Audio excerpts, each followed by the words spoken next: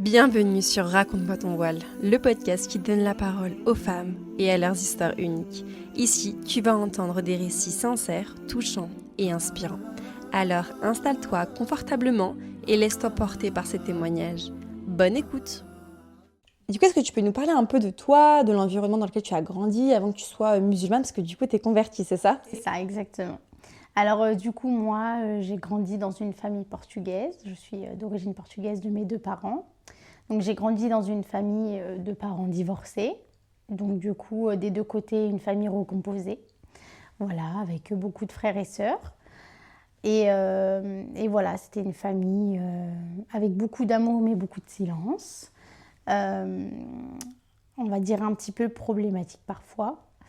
Voilà, donc j'ai grandi avec une famille qui avait beaucoup de valeurs, des parents qui m'ont inculqué de très grandes valeurs, la paix, l'amour, la tolérance et le respect, donc de soi et des autres. Voilà. Et malgré ça, j'ai, on va dire, un petit peu dévié des valeurs qu'on m'a inculquées. Et donc du coup, j'ai grandi et en grandissant, j'ai commencé à, on va dire, faire pas mal de bêtises, décevoir un peu mes parents. Et du coup, dont une par exemple qui m'a beaucoup affectée, le vol du coup. Voilà, je pouvais voler un peu partout dans les magasins.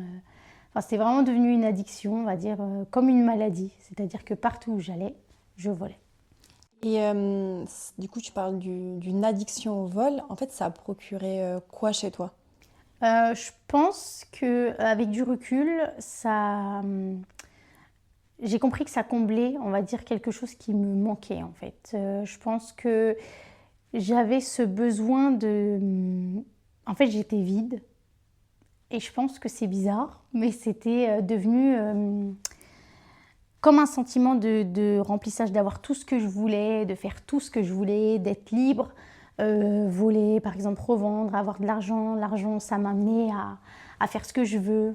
Je pense que c'est ça, avec du recul. Comment du coup tu as évolué avec cette addiction? Pendant combien de temps tu as été addict? Est-ce que ça a eu aussi des impacts dans ta famille?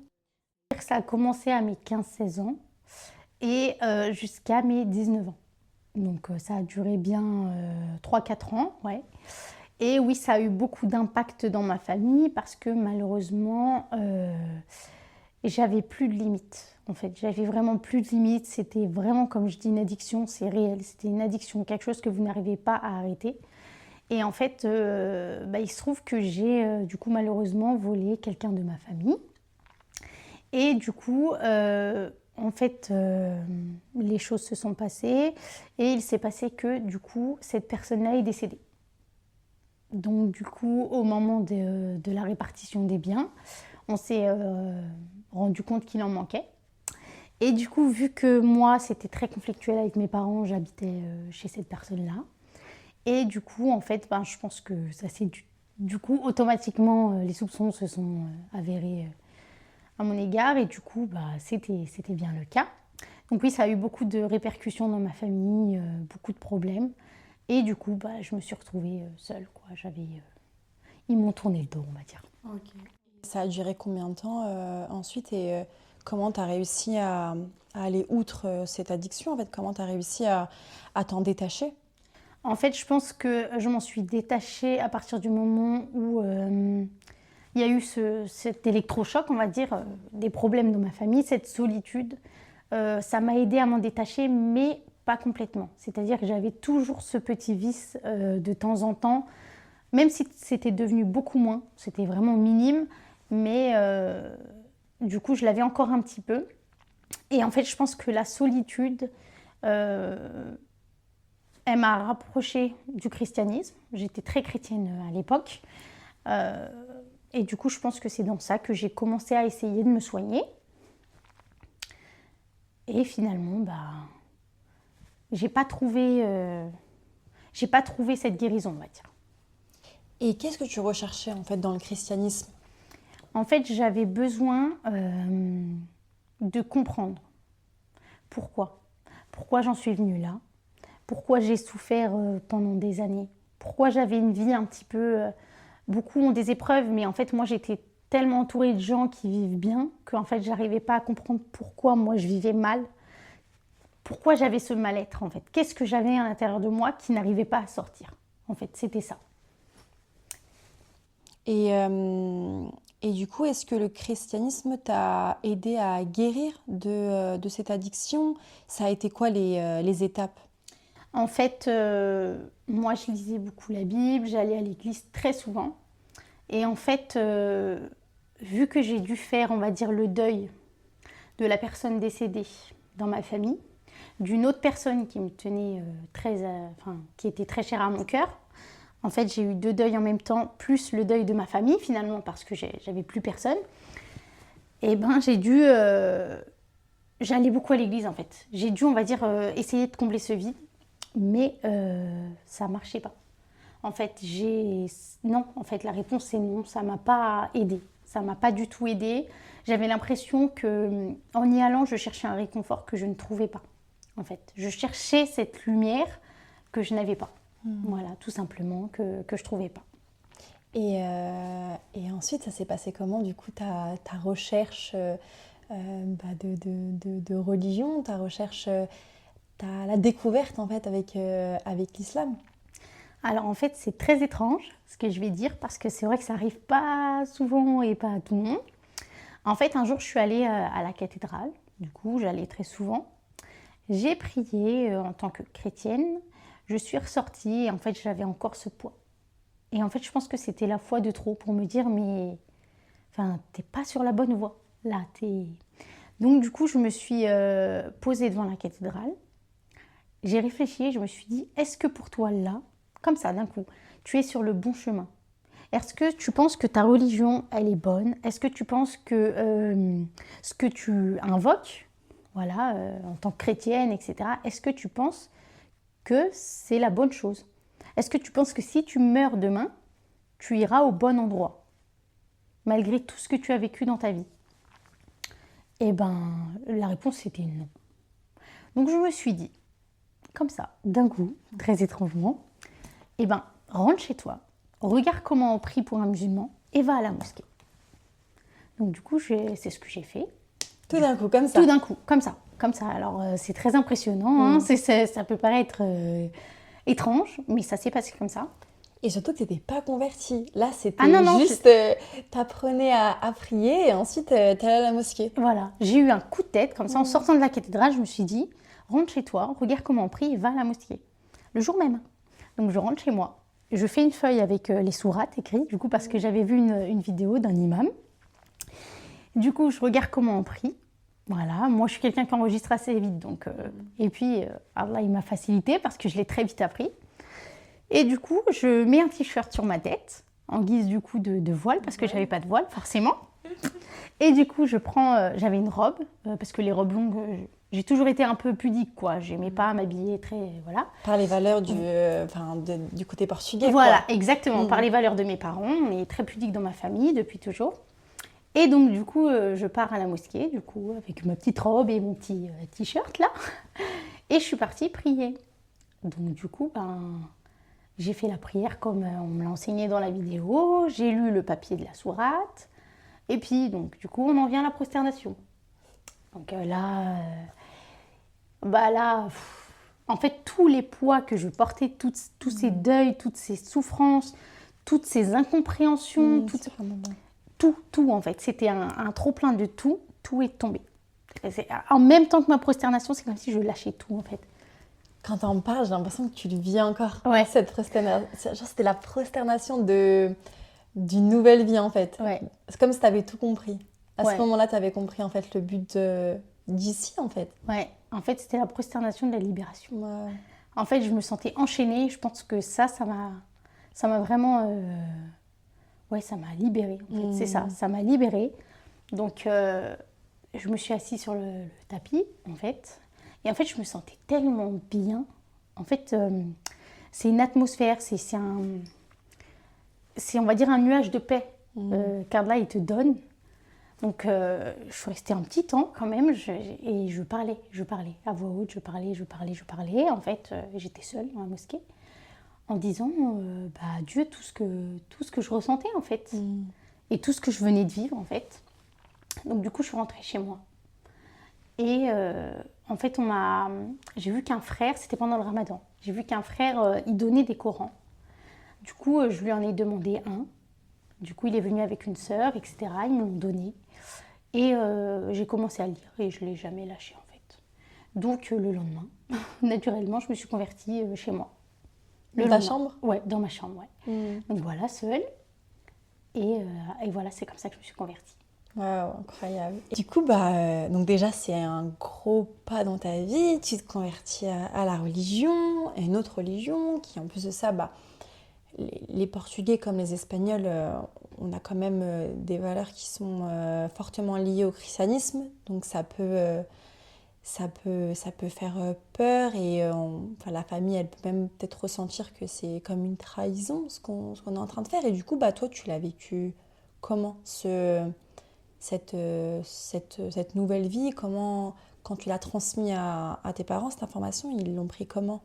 Alors moi, vu que je parlais déjà plus à ma famille, pour une certaine partie, ça a été plus simple, on va dire pour moi, dans le sens où ils jugeaient, on va dire que je m'en suis pris, on va dire plein la tête, mais vu que je leur parlais déjà plus, on va dire que ça a été plus facile. Tu leur parlais plus, donc déjà par rapport au vol, c'est ça ? C'est par rapport à l'histoire de la répartition des biens. Ok, d'accord. Donc là, on en était 2 ans plus tard et ils ne me parlaient toujours plus. D'accord. Voilà, pour situer un petit peu. Donc du coup, voilà. Donc on va dire que ça a été un peu plus facile, malgré le fait qu'ils me jugeaient beaucoup, que j'en entendais vraiment des vertes et des pas mûres, c'était compliqué. Ça me faisait mal, mais on va dire que c'était plus simple. Pour ce qui est de mes parents... mon père, on se parlait déjà plus trop parce qu'on était un petit peu en conflit. En fait, mon père et moi, on n'était pas vraiment sur la même longueur d'onde. C'est-à-dire que mon père, c'est quelqu'un qui a beaucoup de valeurs de pudeur, de valeurs, comment dire, très anciennes, très fermées. Voilà, c'est exactement ça. Mon père, il est très fermé et moi, j'étais très... j'aimais la liberté, une petite... voilà... vagabonde, si je peux dire. Et du coup, ça allait pas trop avec mon père, on va dire. Mais je pense que le fait de ma conversion, ça a vraiment empiré la chose, quoi. Là, vraiment, ça a été pour mon père... C'est bizarre parce qu'il me disait qu'il s'y attendait. Pourtant, j'étais très chrétienne. Hein. J'ai jamais... je sais pas. Est-ce que tu avais un entourage à part ma grande sœur, mais bon, elle était convertie depuis des années et des années, quoi. Donc, je sais pas. Je sais pas, mon père, il me disait qu'il s'y attendait. Bon. Et du coup, mais il a arrêté du coup là définitivement de me parler. Depuis, il m'a plus jamais reparlé. Donc ça fait 4 ans. Enfin 4 ans, ouais, c'est ça. Plus les 2 ans. Donc ça fait presque 5-6 ans que je parle plus à mon père. Parce qu'il y a eu les 2 ans aussi avec ce qui s'est passé dans ma famille du coup. Donc du coup, ouais, il m'a jamais reparlé. J'ai essayé un peu de renouer les contacts et tout. Mais non, rien. Et pour ce qui est de ma mère, alors au début, elle a eu du mal. Elle a eu vraiment du mal. Pareil, elle m'a plus parlé. Mais pas longtemps. Pas longtemps parce que ma mère, c'est quelqu'un... c'est pas quelqu'un de rancunière. C'est pas quelqu'un qui va rester sur un mal, en fait. Ma mère, elle est très ouverte aussi dans un sens. Du coup, elle a cherché quand même à comprendre. Donc, ma mère, c'est vite passé. C'est quand même assez vite passé, mais c'était un peu dur parce qu'au début, par exemple, en fait, elle n'acceptait pas du tout la conversion et le voile, parce que moi, je me suis voilée directement. Ensuite, elle n'acceptait pas juste le voile. Elle avait du mal. Ensuite, elle n'acceptait pas, par exemple, le voile, mais chez elle.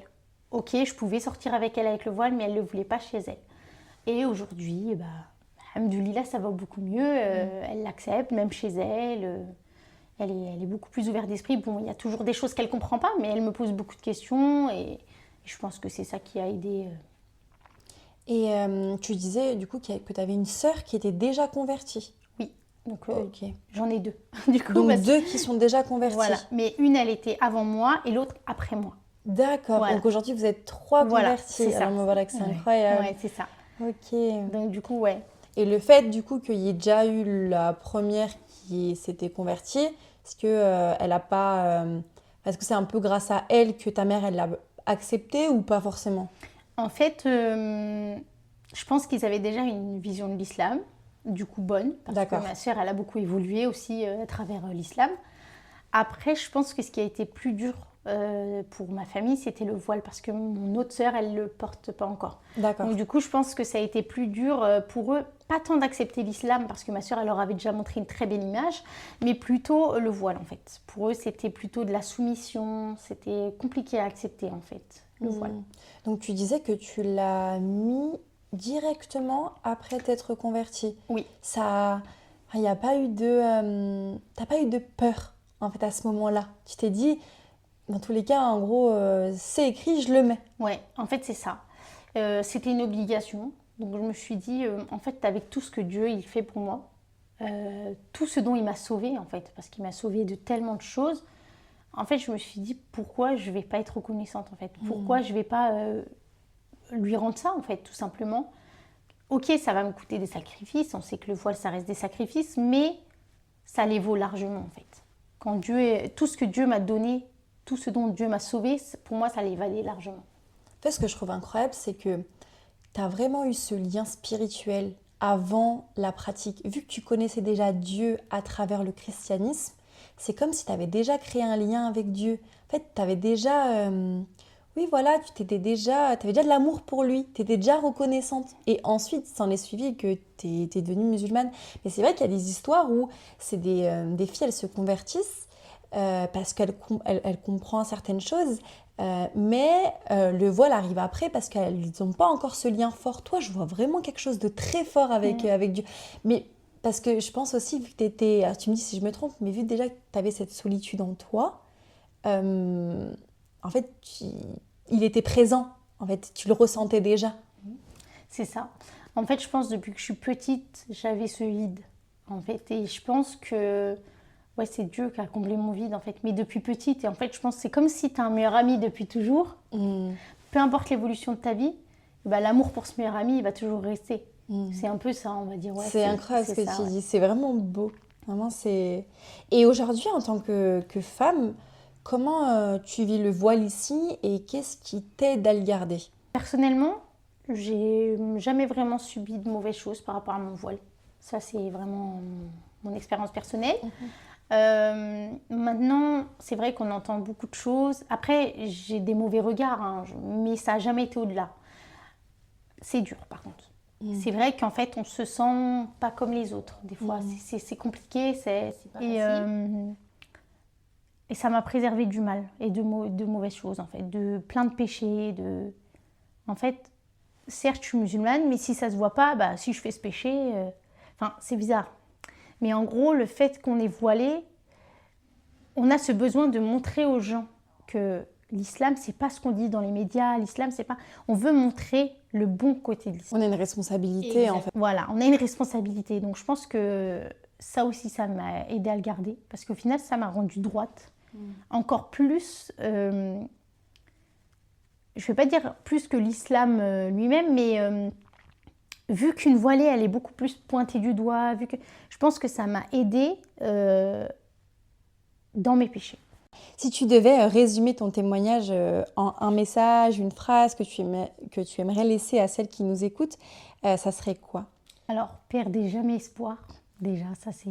Je pense que c'est une phrase bateau, mais c'est une phrase tellement réelle en fait. Vous n'êtes pas seul. Peu importe votre foi ou vos convictions, vous n'êtes pas seul. Moi, je suis persuadée, je sais que Dieu est avec vous. Et pour moi, ouais, c'est ça, gardez espoir en fait. Vraiment, vous n'êtes pas seul, gardez espoir, croyez en vous, ne laissez personne vous dire c'est bien ou c'est pas bien, il faut ou il faut pas. Et si vous avez des choses qui vous pèsent à l'intérieur de vous, que ce soit des péchés, oubliez jamais que Dieu il est miséricordieux et tout passe. Tout passe. Après la pluie vient le beau temps, comme on dit.